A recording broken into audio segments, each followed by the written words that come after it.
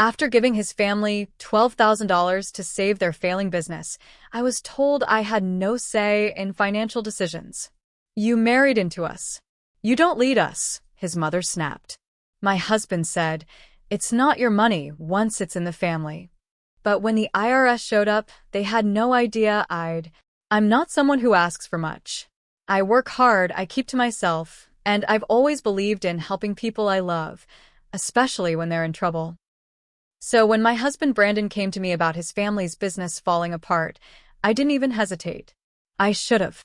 We live in Glendale, Arizona. Brandon's family owns a small auto repair shop that's been around for decades. His dad started it, and it's kind of their pride. It was run by his parents, his uncle, and his sister Dana did the books part-time. They'd always talk about it like it was some legacy operation, even though it was just barely getting by even before COVID.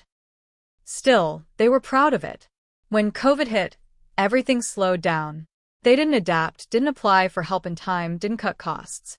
I knew things were bad when Brandon's mom, Marianne, started dodging questions about work. Then Brandon came to me, quiet and tense one night, and said they were on the edge of collapse. He said they were 2 months behind on payroll, owed over $5,000 in back rent, and the IRS was threatening penalties over late tax payments. Dana's car got repossessed. His uncle apparently had to sell his boat to stay afloat. "They haven't asked for help," Brandon said, "but I know they need it. They're too proud." I asked what he thought we could do. He looked at me and said, "We could give them $10,000, just until they recover." At that time, I had a little over $14,000 saved. It was from a wrongful death settlement after my mom passed. Not a ton, but it was my cushion. Brandon knew I wanted to use it as a down payment on a house. Our first one, maybe in 2 years. I asked if he was serious.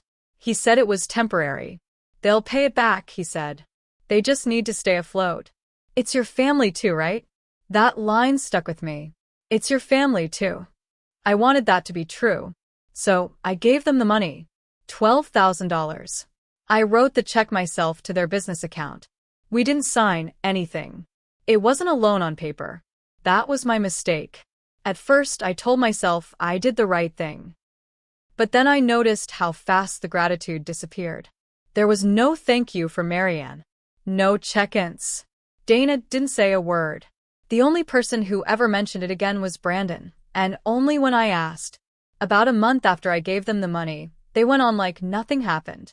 Sunday dinners, normal conversations. I waited for someone to say something. I finally brought it up gently, just asked if things were improving. Brandon brushed me off. "They're still recovering." 3 months in, I brought it up again. This time I asked if we could at least discuss repayment or maybe be part of business decisions since I technically invested more than anyone else. That's when the real side of his family came out. It was at dinner. Casual night. Everyone was there. I made a comment, calm, polite, about how I'd like to understand where things were heading financially. Marianne slammed her fork down. "We don't operate like that," she snapped. "You married into us. You don't lead us. We don't need you managing our affairs like we're children." I was stunned. Brandon didn't say a thing. Just kept eating. Later in the car, I said, "You're really not going to say anything?" And he replied, "It's not your money once it's in the family. That's how it works." I didn't even know what to say. I felt like I was falling into a pit. My savings, my future, was just erased. And they didn't care. Things got worse. Dana posted pictures from Vegas. His dad started talking about a new smoker. Marianne had her nails done in a way she used to call too expensive. They were spending. Not like people trying to recover. Like people who had gotten a fresh boost and forgot where it came from. I started writing everything down. Dates, amounts, conversations. Just in case. Then I got a letter from the IRS. It was addressed to me. Something about a flagged transaction. At first I thought it was a scam. But it wasn't. It was a preliminary audit notice.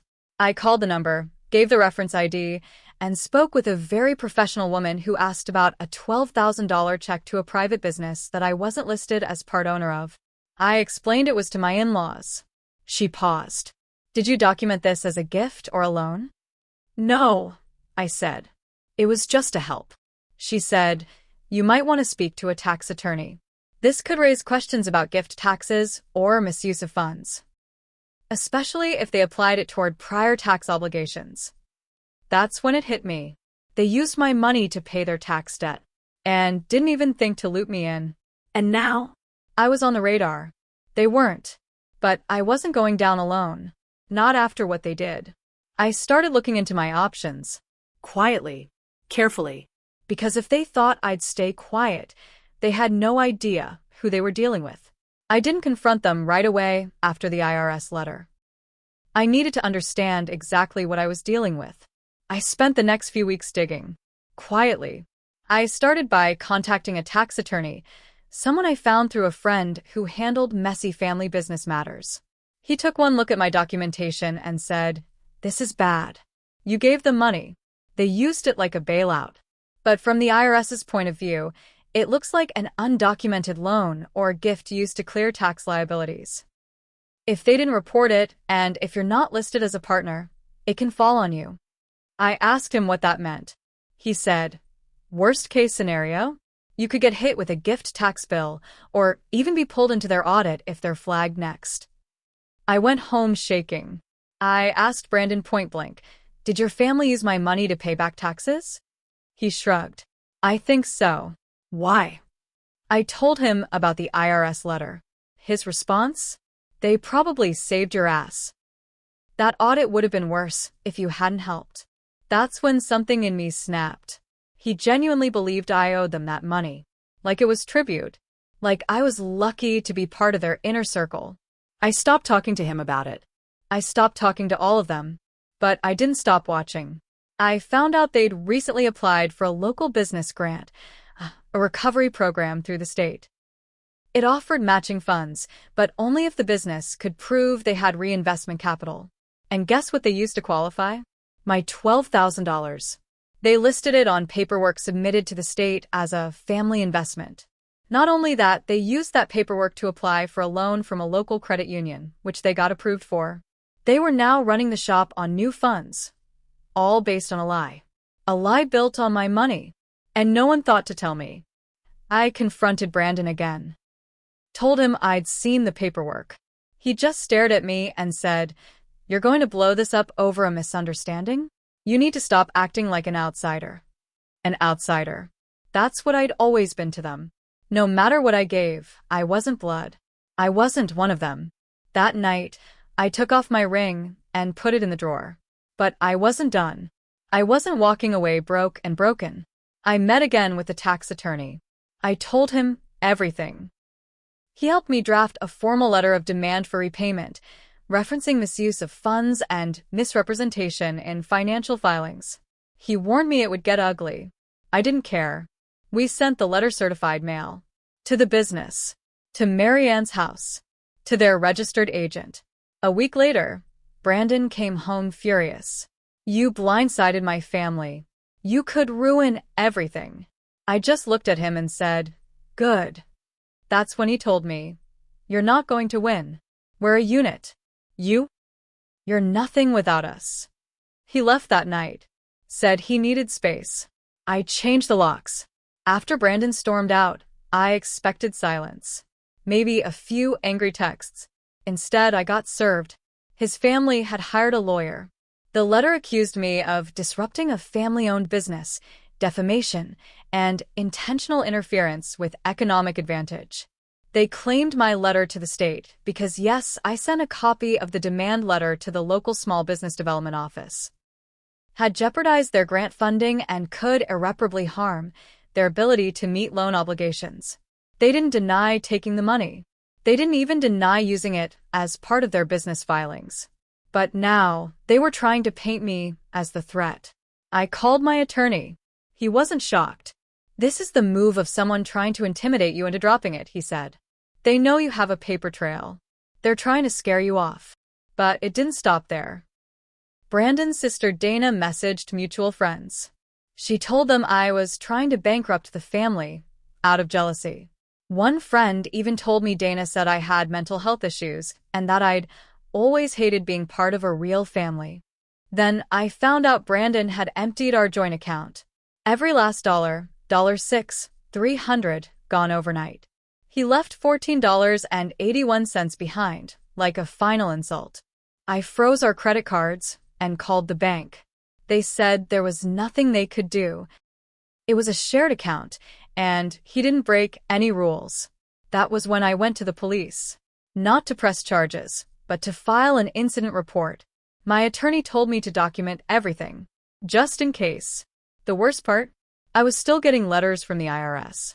Apparently, the audit had triggered a review of my previous tax years.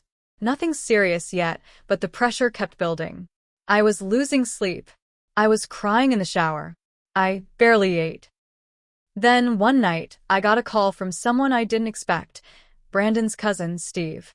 He worked for another shop across town and had always been more on the outside of the family drama. He said he'd heard what happened.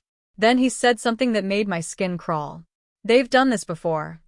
He told me years ago, Brandon's parents had taken money from another relative, Steve's aunt, during a temporary emergency.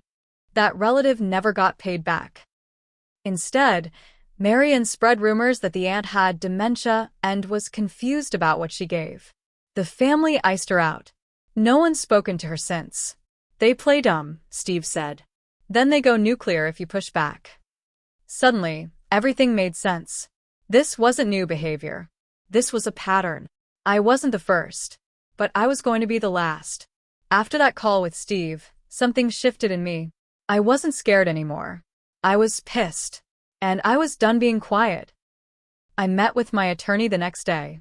We laid everything out, emails, bank records, social media posts, the check I wrote, the grant paperwork that falsely listed me as a silent family investor, and Steve's sworn statement about the previous family scam. My attorney's words were simple. We have enough. We can do damage. So I did. First, I filed a formal complaint with the Arizona Attorney General's office about fraud in connection with their grant application. I attached every piece of documentation I had. Then, I filed a second complaint to the Small Business Administration, since part of their loan had SBA backing. I attached the forged investor declaration. Within 2 weeks, both agencies opened inquiries. Then, I went public. I posted the entire story on a Glendale area community forum, not naming names, but naming the business. I was careful, factual.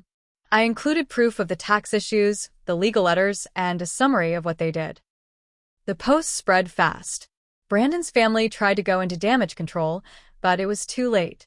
Former employees started sharing their own stories. Vendors said they'd been stiffed before. A local news blog picked it up under the headline, "Family-owned shop under fire for alleged financial fraud." Then the grant was revoked. And then the bank froze their loan account pending investigation. And just like that, their recovered business began to suffocate. Brandon showed up at my door. He looked wrecked, accused me of destroying everything. "You ruined my family," he said, his voice shaking. "No," I said. "Your family ruined me. I just returned the favor." I served him divorce papers that same week. No mediation. No settlements. I wanted what was left of our joint assets. The court sided with me, especially after I submitted proof he drained the account and left me with IRS scrutiny. He was ordered to repay me half. They tried to smear me in court, tried to drag out the process. But the damage was already done. By the end of that year, the shop closed. The bank took the building. Marion filed for early retirement. Dana went back to waitressing. Brandon moved in with a friend. And me? I finally used the rest of that money, what I recovered, to move into a small condo in Scottsdale. It's not much, but it's mine. Fully mine. The IRS cleared me. Turns out, once I showed them everything, they shifted their focus, hard, onto the shop's bookkeeping. I didn't get my full $12,000 back. But I got something better. I got to watch the people who told me, "You're not one of us," fall apart without me. They thought I was nothing without their family. Turned out, they were nothing without my help. And I'll never forget what Brandon said before he left that final day. "You'll regret this." He was wrong. I don't regret a damn thing.